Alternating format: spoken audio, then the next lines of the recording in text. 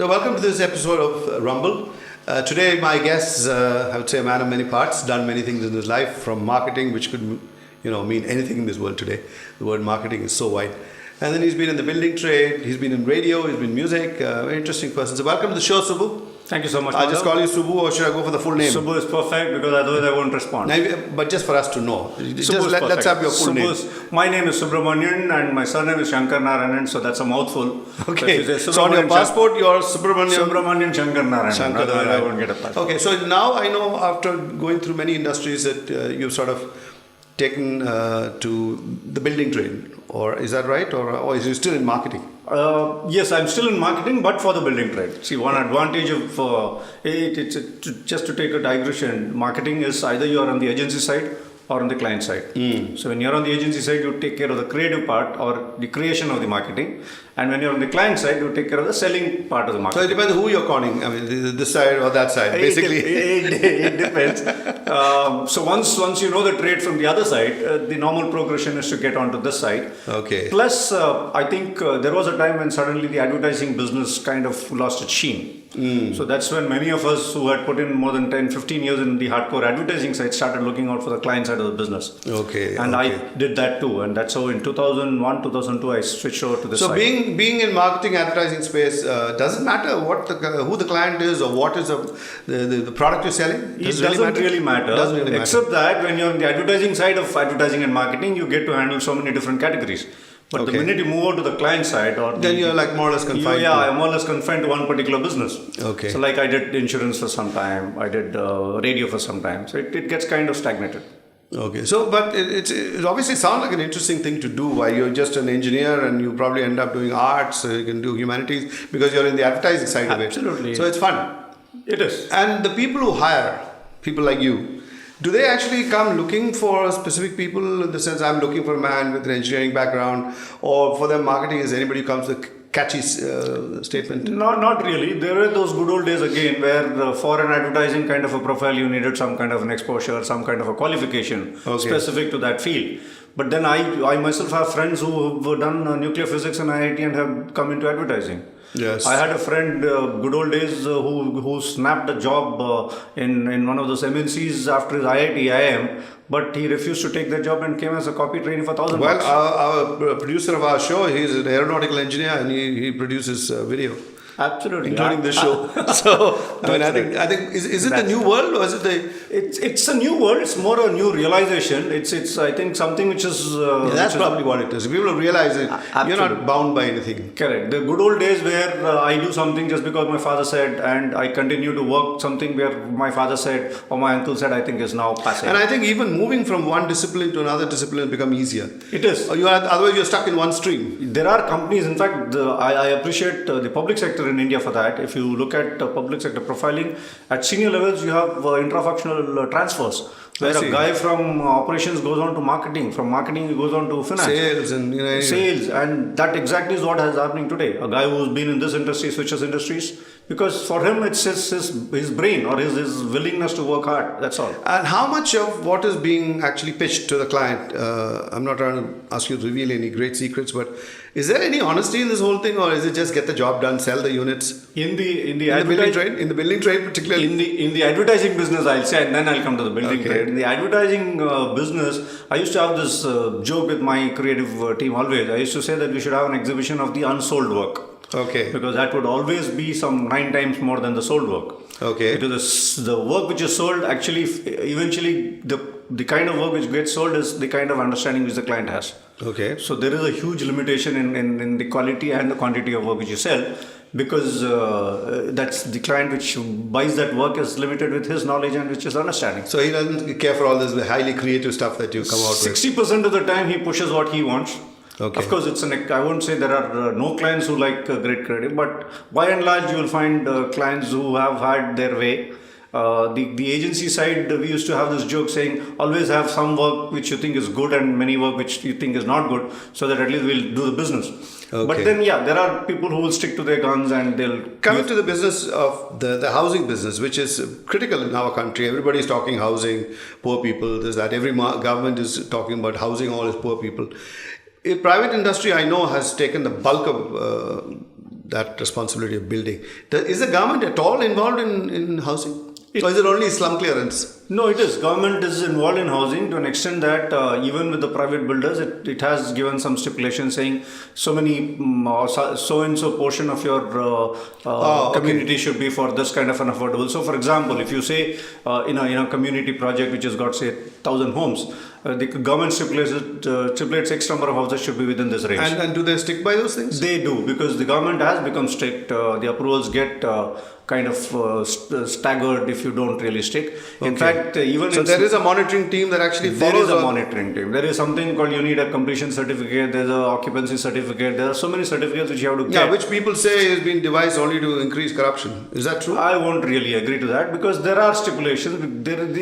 Are they extremely tough to follow? Which is why when the corruption steps in, it is what at the most there can be some deviations after you get all these certifications, but by and large it's not worth it, because the building industry, the way you design, you have to build it. You cannot do too much of deviation after you've designed it. So to that extent, it's much better to comply with the norms and get going in life than get into unwanted trouble.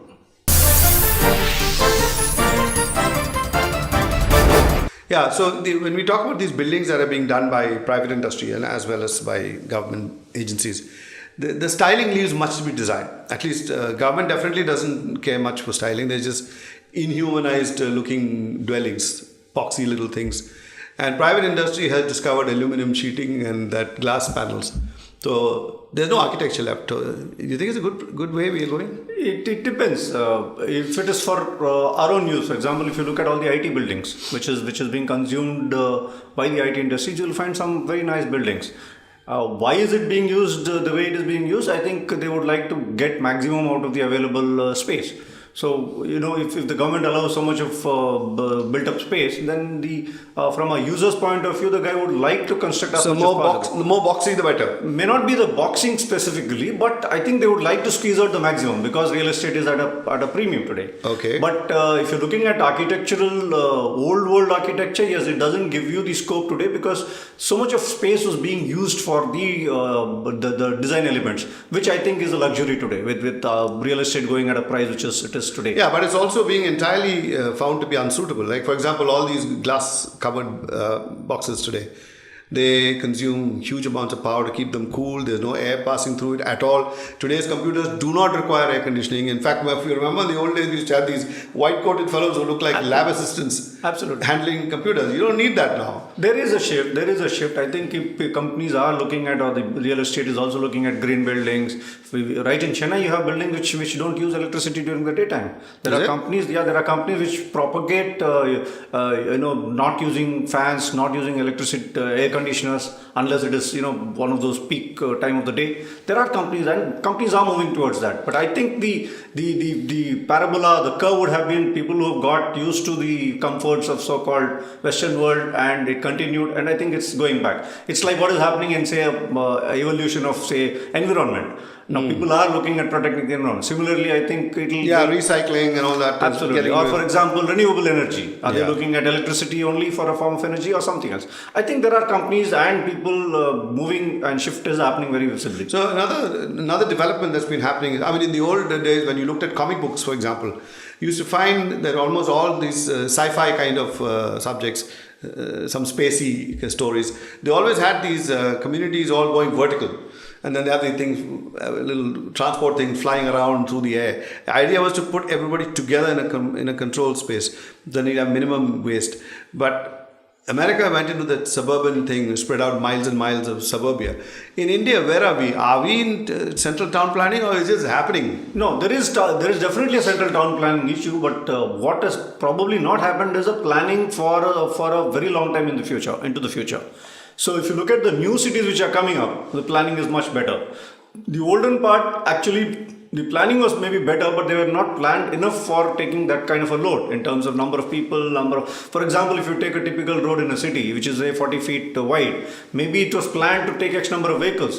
But was there a control on number of vehicles which comes to the city? No. Therefore, the road has become inadequate. And therefore, it has become crowded. Therefore, whereas if you look at a new city which is being planned, say Chandigarh, as we beyond always quote. Chandigarh or beyond Chennai, I'm sure they have a lot more scope to plan it in such a way that, okay, beyond this, I will not allow it. So is the government laying down rules in statute? Government is laying down rules, except that government is, for example, I had this case where somebody said, no, the swimming pool should be so large for so many residents in a community. How can you have such a small swimming pool for so many houses? I asked him, okay, you're talking on basis of number of houses. If I tell you that you should not have more than 3 people in your house, will you agree? So what is the yardstick to measure? Is it number of people per house or number of houses per community, and therefore I provide the service? Is anybody? I guess a small pool, like we used to joke that in Bombay, I think Dadar they have Shivaji Park, they have a public bath there. They used to say that they used to let in the kids of all the schools in that area and then add 1 spoon of water. It'll be full. There'll be so many kids in that pool, you don't need more water. So maybe, I mean, as a joke, you can say anything. I was only very curious on the way the cities are developing. Is there a central authority? I know they come and find people left, right, and center. Is government really? I mean, are we looking at a very responsible government? Government, I think, is doing its job. It's just that you still have people who want to deviate, hoping that they will not get caught. You cannot, escape that. So, therefore, town planning and good planning involves more money. So, more money, understanding. Yes, it involves more money. All that I would request that the government do or does is that they enforce it even more rigorously. For example, if they start enforcing it properly, then the deviations would automatically come down. You must have heard of buildings being knocked down after 50 years of existence.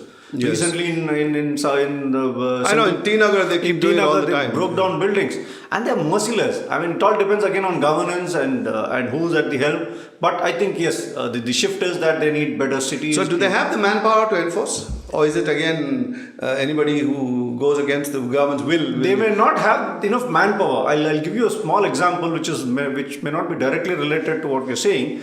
You would have noticed so many commercial establishments being run out of residential localities. Now what happens is your commercial property tax for a commercial use is quite different from say the tax for a residential. Now how in the world will the government know how many such places are being used for commercial? So what they have done is in Bangalore, I think they have asked the neighbors to report any deviation.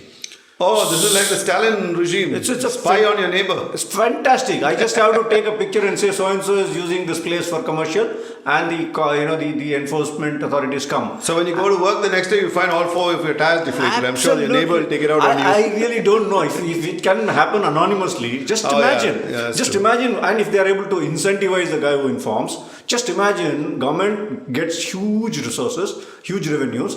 If you take Chennai, I think in less than 10 days, so many differences can happen. Well. So now these little townships, almost, they call it, I don't know what they call them, gated communities. Some are as small as 20 houses, some are having 2,000 houses. Are they all subject to the same laws just because they're a gated community? The laws change depending on where these communities are located. So it all depends on what is the open area available. It depends on where you're located. And simple calculations may remain the same in terms of FSI and stuff like that. Yeah. But the amenities provided the amenities provided depends on the size, depends on the number of people. And the price, of course. And the amenities decide the price. So obviously if you're talking about 28 houses community, obviously you can't afford to have too many amenities. You may not have. And most people are very conscious about, status conscious in the sense they don't want to have poor people. Let's be frank. Let's not talk about some caste coups and all that. Just they say, hey, I don't want people who can't afford to drive a car. They come and keep their broken down old tricycle next to me or some 3-wheeler. So they like to keep communities of the same economic strata. So when these big housing colonies come, how do they make houses which are on one side 5-bedroom, centrally air conditioned with every known luxury and convenience inside it, and the other one is virtually, like a slum? I think there's a slight deviation in this. If the community is small in size, they can afford to be very, specific. So if you have only 20 households, you can say all 20 houses can be 5-bedroom, 4-bedroom. Yes, yeah. But the minute you talk large numbers, 600 homes, 700 homes, you can do all 4 bedrooms, but the number will have to come down to 200 households or 300 but households. How do they, you're providing facilities to somebody who's buying a house for 1 crore, let's say, or 2 crores. And also you're building these extremely low-cost housing meant for, poor people. Yep. They need housing too.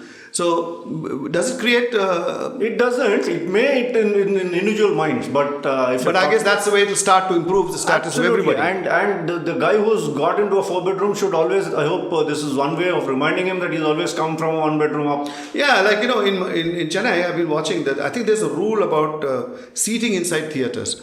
When there are so many seats in a theater, where they're charging 120 rupees or 150 rupees, they leave one row in the front.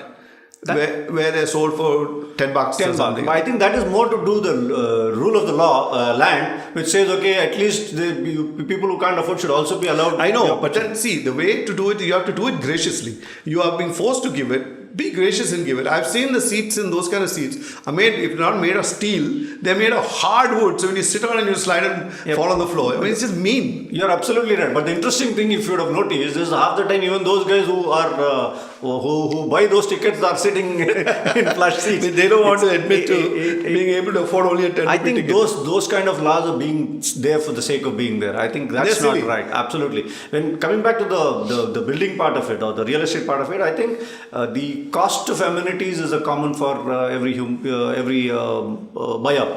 But where the difference is maybe a 5-bedroom house guy pays more maintenance, whereas a 2-bedroom guy pays less maintenance. Even there, in some cases, there is a case which is meriting attention, saying all of us use the same lift, all of us use the same staircase. So why am I paying more? Why am I paying more? I have 5 bedrooms but 2 people staying here. He has 2 bedrooms but 5 people staying. So why should I pay? That case is still answered. But as far as amenities is concerned, for example, clubhouse fee, if you say, that's common. You don't really differentiate whether. So would it be better to make a gated community where the housing as such is of, let's say, little basic or little above basic, but the amenities are top class? Or is it better to give everybody top class houses and forget about the public spaces? I think it has to be a mix of both. I think where the issue is that they say it's a gym or they provide a gym, but if you go, it is a 20 square feet or a 40 square feet place, which is an apology of a gym. If you ask me, I think even if you reduce the number of amenities, give them decent amenities, which can be called real amenities in a true definition. So why do builders not provide those things wholeheartedly? Is it a saving, or is it just that I can't be bothered? Again, it depends. I mean, all my experiences have been with people who genuinely provide these amenities and are happy to do it. Very happy to do it because the cost is already built in and there is a continuous revenue. These might be leased to somebody else, but there is a continuous. It's all a question of experience which you have otherwise continuing in a gated community. So you think the situation in Chennai, they say, is pretty bad when the house is not selling, etc. You see, it'll turn around and we're going to see. I would say the other way. Because of these amenities, the houses can sell better. Okay, so people are appreciating, and these yes. they are valued actually. It depends on what kind of amenities. You might not want a jacuzzi. But you might want a simple gym, or you might want a convenio, but you may not want a high-end supermarket. Okay. You may want a good security. You may want a good security, but you may not want a high-tech security. It all depends on what is required, depending on which kind of energy. What they call renewable energy, or say for example waste management, which is more an emotional appeal than what is really being propagated as waste management and so on. And there is this so-called community getting involved in a lot of activities, whether it is... so you see gated communities and these kind of things being in the future? Definitely, because nobody wants to live standalone houses. There are immense advantages of these gated communities. It's almost like what you did many years back in a colony. You helped each other. If you look at a typical colony of a public sector company, you used to know not only your neighbor but 10th row house member. That's true. And that kind of got lost midway. That bonding is gone. Bonding is gone. You won't know your neighbor. Even if you shout for help, the neighbor doesn't come. But I think the apartments or the gated communities are reinventing those old lost things. And today, if you see, there are cultural activities. Place where I stay, we have a movie every month. So there is a lot more opportunities to bond and have fun as a community. Well, sounds good, Subbu. I hope you really go out and sell. Thank you so much. Nice talking to you. Low-cost housing, not affordable housing as they call it. Thank you. Affordability is subjective, but yeah, great. Thank you so much. Good talking to you.